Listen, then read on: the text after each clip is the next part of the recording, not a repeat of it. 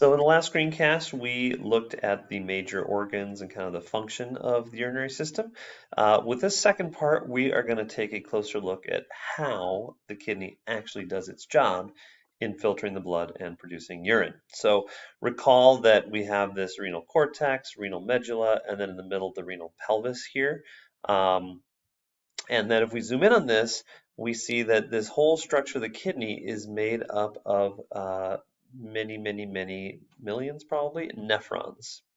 And so nephrons are the functional units of the kidney, which means if we can understand how one nephron works, we can understand how the kidney as a whole works. It's a bit like a neuron for the nervous system or a sarcomere for muscle. Once we understood how one of those things worked, we could apply that to understand the whole system. So let's take a look at the nephron. I was right, 2 to 3 million of these in the two kidneys.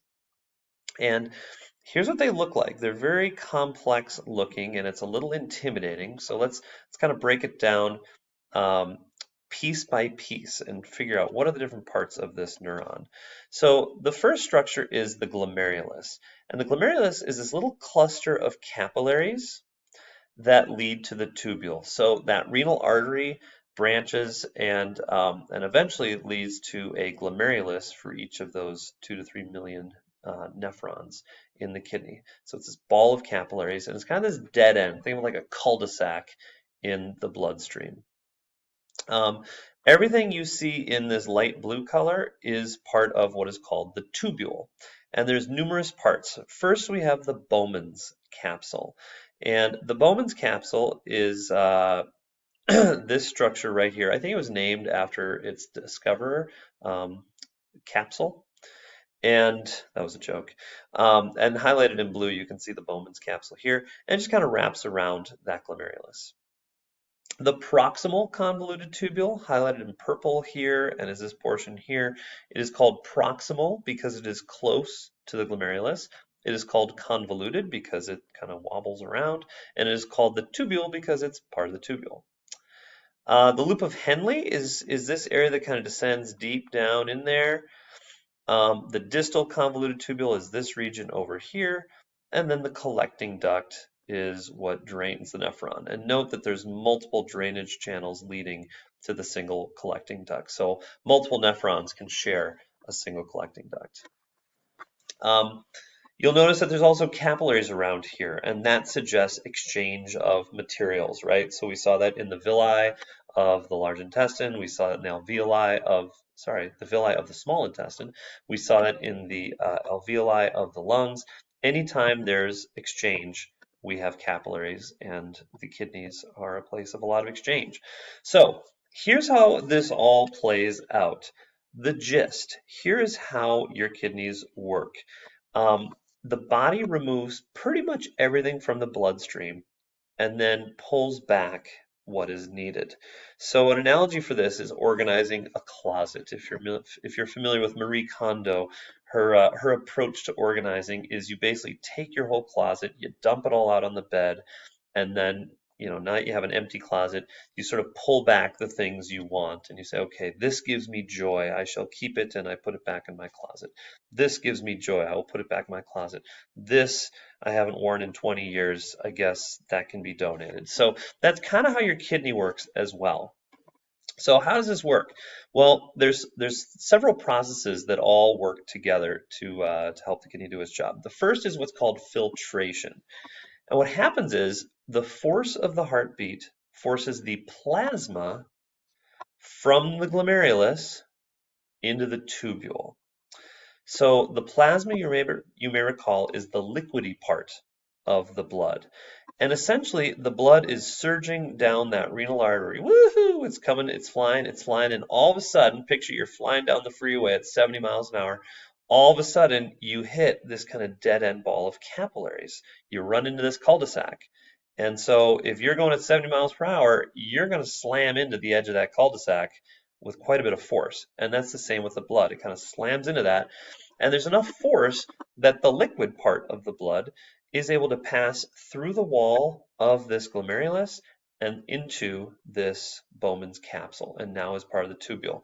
And you can see here, there's little cells and things like that that kind of line it, and that kind of makes sure that only the liquid part of the blood goes in. So red blood cells, white blood cells, platelets, they cannot enter the tubule, only the liquidy part, the plasma.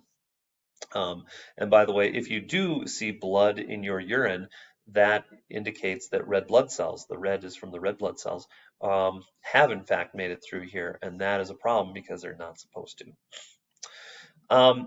So at this point, all of the, well, not all, but a lot of the plasma has passed from here into the Bowman's capsule. And so the plasma has tons of stuff in it. Some is good, some is bad. So we've just emptied our closet onto the bed. All of our clothes are now in this Bowman's capsule. So the next process is reabsorption.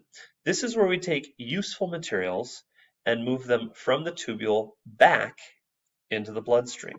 And you can see this happens at various points. Glucose, amino acids, proteins, vitamins, all of these are good, useful things that we want to keep. And so we reabsorb them. We pull them back into the bloodstream. Most water is actually reabsorbed in the loop of Henle, this big, long extension, and the length of that provides more opportunity to pull in more water.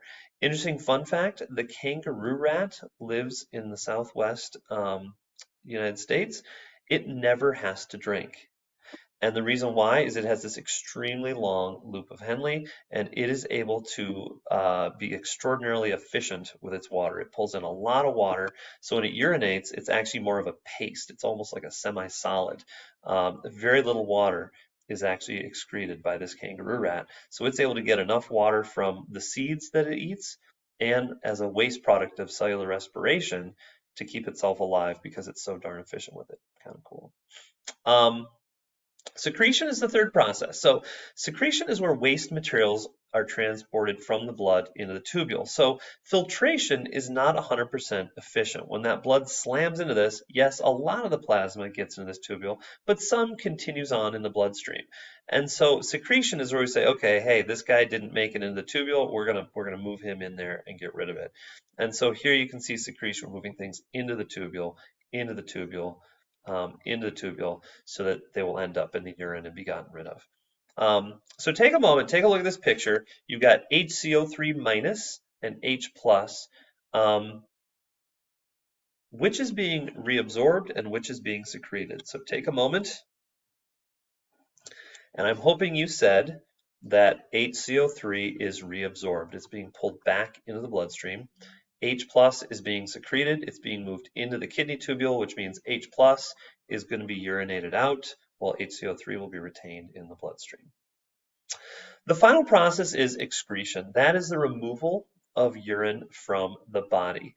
And so after the kidney tubules have done their thing, and again, this is 2 to 3 million of these things, the plasma has been filtered into the tubule, the good stuff has been pulled into the bloodstream, the bad stuff has been dumped into that tubule. What's left, it's called the filtrate, is just going to drain down this collecting duct. And the collecting duct from all these nephrons drain into the renal pelvis down here. And the renal pelvis drains into the ureter. And then the ureter drains down to the bladder and then out through the urethra. So excretion is simply the removal of that material from the body.